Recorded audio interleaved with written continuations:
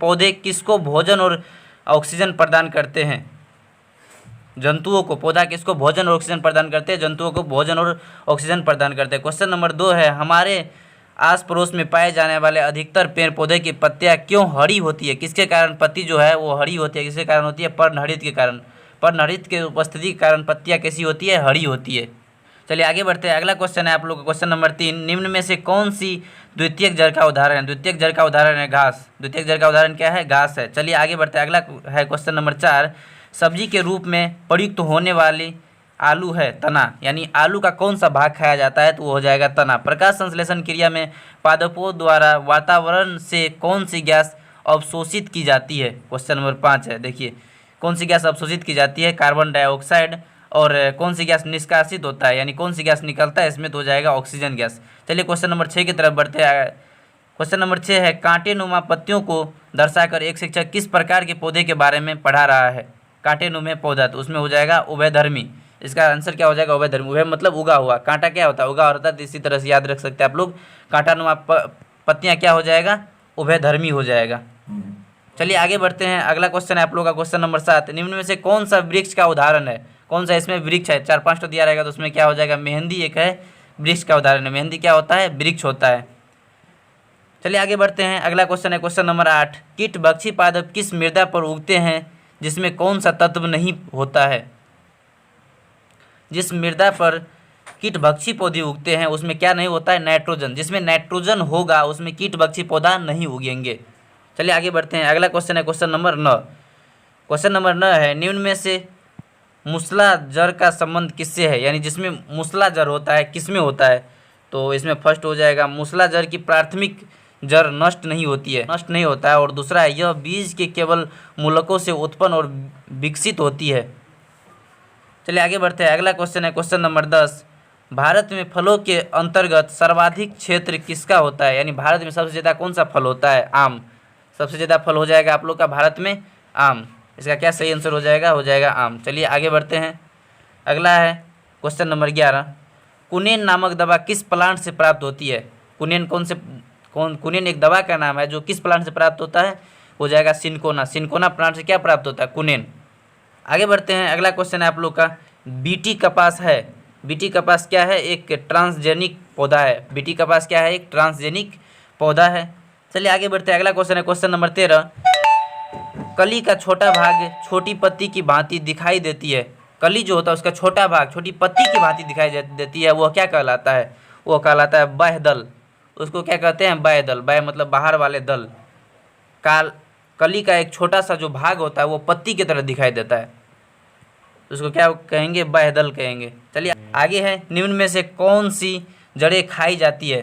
कौन सी जड़ें खाई जाती है? इसमें हो जाएगा गाजर, मूली, शकरकंद। इस सब का क्या है? जड़ खाया जाता है। इसमें खाने वाला भाग क्या है? मूली का खाने वाला भाग है जड़। गाजर का क्या है? खाने वाला भाग जड़ है। शकरकंद का क्या है? खाने वाला भाग जड़ है। और आलू का क्या है? तना है। तो इस तरह से इसी टाइप का क्वेश्चन बहुत बार पूछा जाता है और इसी टाइप के क्वेश्चन रिपीट होते हैं काफ़ी बार, तो इसको अच्छा से आप लोग करके जाइएगा। चलिए आगे बढ़ते हैं। प्रश्न नंबर 15, इसके पौधे में पत्तियों और जिन्हें सब्जी की तरह प्रयोग में लाया जाता है, पत्तियां को सब्जी की तरह प्रयोग में लाया जाता है, इसके बीजों से तेल प्राप्त किया जाता है।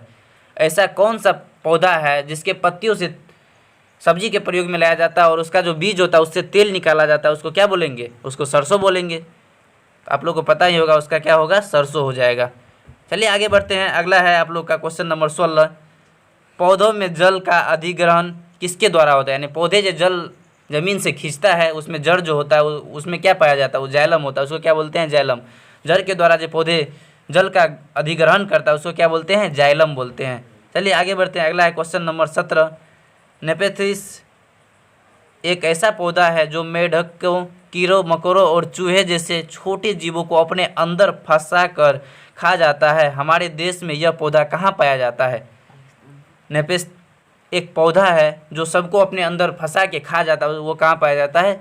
मेघालय में पाया जाता है। इसका सही आंसर क्या हो जाएगा? मेघालय।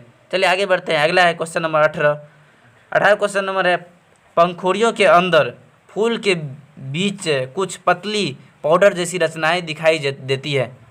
पत्ती के अंदर में फूल के बीच में जो होता है एक पाउडर जैसा रचना होता है जिसे क्या बोलते हैं? पराग बोलते हैं, जो कि फूल में होता है पराग, इसी के द्वारा पौधे प्रजनन करते हैं। चलिए आगे बढ़ते हैं। अगला है आप लोग का क्वेश्चन नंबर 19।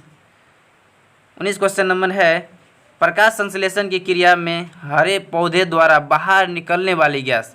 तो बाहर निकलने वाला गैस कौन सा हो जाएगा? ऑक्सीजन, जो कि पहले भी बताए थे। और जो बाहर निकलता है वो ऑक्सीजन हो गया, जो अंदर जाता है वो क्या हो जाएगा? कार्बन डाइऑक्साइड हो जाएगा, CO2। चलिए आगे बढ़ते हैं। अगला क्वेश्चन है क्वेश्चन नंबर 20।